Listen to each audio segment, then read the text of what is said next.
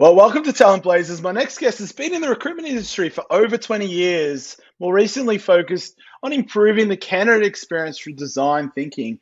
His mission is to help organizations move away from resource focused and being purely process oriented to more human centered thinking and elevating the employee experience by design rather than default. He lives in Sweden. He's the founder of Five Studio. Steve Usher, welcome to Talent Places. David, thank you very much. Really grateful to be here. Thanks for the invitation to the show. Yeah, I'm really looking forward to unpacking this one because it is a little bit different to the episodes that we've created for this series. Introducing design thinking, post and going through an EVP. Will make for a fascinating conversation, I'm sure. So, for those who don't know who Five Studio is, do you mind giving us a bit of an intro? Sure. So, so look, Steve Usher, as you mentioned, live in Stockholm, originally from the UK. I am the founder of Five Studio. And as the name suggests, studio is we love to explore, we love to experiment, and we love to play. And we've been playing a lot over the last 3 years with design thinking and also experience design methods, but also most importantly out of this is the mindset. Is helping companies and people, HR functions, talent acquisition functions, and leaders to shift their mindset to using the power of design to create much better, more human experiences for their people at the places in which they want to show up. And I think it's an important time for this for sure. Yeah, well, let's unpack that a little bit more. So, what are the various ways that you can introduce, let's call it HCD, into Yeah. companies to improve the candidate experience? Yeah. So interesting you say candidate experience because I think this is a narrative which, I love candidate experience. So those that know me know I'm really passionate about this topic. So good that you started here. But also candidate experience is part of a holistic employee journey. So don't forget that. It's not an isolated element. It must form part of a holistic employee experience thinking and journey. So that's a really important component to share. But I think the problem we have with candidate experience is that the narrative suggests there is one party, the candidate. So because we use the word candidate experience, and the candidate experience is actually a generated outcome of other relationships and other people's inputs into the journey or the hiring process or hiring journey. I don't like to call it process too much, but hiring journey. So when we think about that and we're thinking about it from a human-centered point of view, well, who are the other humans who touch that journey, who engage in that journey? And I find that in so many organizations that we're so obsessed with candidates that we forget about the hiring manager experience, who also has an experience of that journey. We also forget about the recruiter experience. So the recruiter is also having an experience in that journey. How well equipped are they? How well skilled? How well supported? How well led, coached? All of these things that are really important to creating really solid recruiters. And of course, interviewers. So some organizations use external interviewers. What's their experience as part of a holistic hiring journey? So really, human-centered design really allows us to really understand the different perspectives of those different parties that share that journey, understand their needs and wants, and then design around all of that in order to serve to those different users or different stakeholders. Yeah, they are very different. They really are different because effectively, once someone's gone through an EVP, they're really looking to operationalize that EVP, and those let's call them characters. They require different things and different tools to be able to communicate that actual new EVP. So through your process of human-centered design, how are you able to influence the operationalization of the rollout of the EVP? Yeah, so this is an interesting one. So I think when we look at probably its more traditional EVP projects, I think you had who did you have on recently? You had Brian Adams on one of your previous I did, episodes. yeah, I know it was Brian, awesome. brilliant guy. So Brian talks a lot around, repel the many, attract the few. right? So it's Yeah, a really he relevant does. one. So really, really, really good, really, really good. And what we kind of talk about with this piece is, when in order to do that, obviously as part of an EVP rollout, you have this kind of internal comms piece. So obviously you have an internal rollout of the new EVP to your existing staff, and then obviously externally to the wider market for part of an attraction.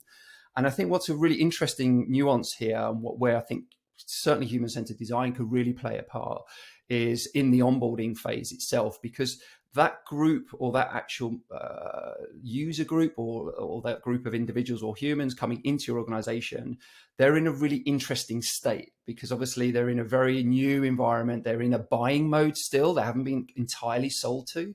So I think how you activate your EVP in that moment, so just going back to kind of the employee journey, is really thinking about those moments or those journeys where you want to activate your EVP. So hiring journey, absolutely. In the in-life EX, absolutely, as part of your culture and some of those elements. But in that moment, and whether that's a piece of time from the moment they sign their contract to 3 months, if that's where you want to tie the end of the onboarding journey, you have that moment in time in order to demonstrate, activate, design, create experiences that really represent what your EVP is about, and really bring that to life.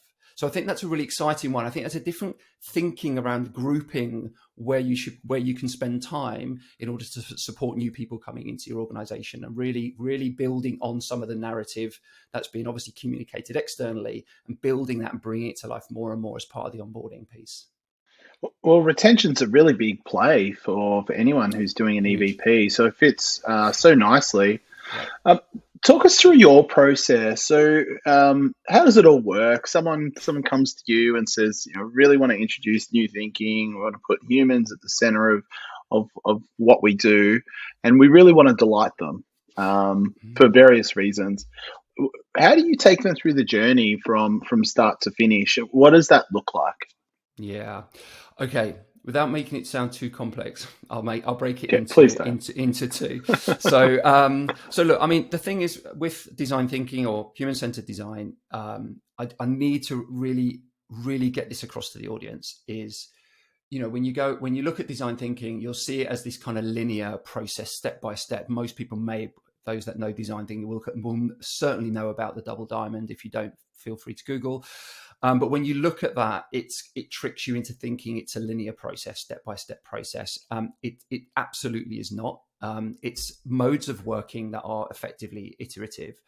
But the most important element above all of this is non-linear, iterative, and it's a mindset. And I think this is the biggest challenge that I have going into any organization, is shifting the mindset from top-down thinking, if we're thinking hierarchical or siloed, or creating the solutions to a problem inside a room, not actually engaging those that actually the solution will impact the most, and actually working with and for them, and designing things with and for employees, rather than doing it to them. And I think that's a really big shift, and a really big kind of shift in thinking for lots of organizations and leaders as a start point. But effectively, a typical design process will include things like research phase. Then there's an insights phase. So taking the research, very similar to an EVP, and capturing that snapshot of what is the essence of your organization, and producing a set of words that obviously associate to your EVP. But then also taking that and building out, what is the journey? What does that look like? What are the major touch points? What are the real kind of needs and wants of those employees in that moment, based on that research? Very high level explanation. But then, of course, taking them from the journey map, the second phase, big phase, is then prototyping and then testing. And this element is definitely not done enough in my mind within HR and TA functions, is really testing and prototyping those solutions, not just getting suddenly, falling in love with the solution too quickly, falling in love with the problem and then creating the solutions. So I think there's a two-part around research and insights, and then of course prototyping and testing those prototypes with the audience, or with the candidates, or with the hiring managers, etc., in order to then get a best suited fit. So that's kind of gives you a brief overview. Right. So they've gone through the process of of A/B testing and doing various things, focusing in on onboarding, how should companies be thinking about an ROI reflecting on the work that they've done? Yeah, great question. I mean, I think those conversations and that consideration is always forms part of the design brief. Is ultimately, what are you trying to influence here? Because obviously experiences, and when you're designing candidate experiences or pitching a candidate experience or onboarding experience to stakeholders, just the word experience can be very fluffy and not particularly tangible. I have it quite regularly. So I think for me, each company in my mind is its own canvas, and in that canvas there are different elements in which you can influence. So it really does depend and is very contextual to that organization. So I think for me, before really engaging in any design process, or what particularly as part of the design process, I would absolutely recommend that you really just sit down with your team and make a list of your, either it's kind of key KPIs or whether it's OKRs or kind of key business metrics. Really start to detail which are the ones that are in your life or in your stakeholders' life on a regular basis. And then as you're going through the design process, and I've seen this normally when we get to like a journey map stage, we then bring those KPIs to the journey map and we say, okay, where do these KPIs start to sit within that journey map, and where can we start to now align that into the most important KPIs that's going to help you get what that you need out of this project, or where can we influence? So is there any low hanging fruit, or are there elements that we can start to get to work on now? So I think it's always like this: be clear at the beginning, but as you're going through the work, always go back on it and bring it into the conversation. Keep going. Where can we impact? Where can we create impact? Where can we create impact? And part of that kind of post-research phase, it is always evident on where the impact starts to come out anyway. It's a very natural process in that. But then, as you say, aligning it into the numbers is absolutely critical. So that would be my advice, just to kind of, fold that in. Yeah, awesome. And on that note, it's been an absolute pleasure for you joining us, Steve. Thanks for joining us on Talent Blazers. Hey, no worries. Thank you so much for having me on today, guys. Really appreciate it.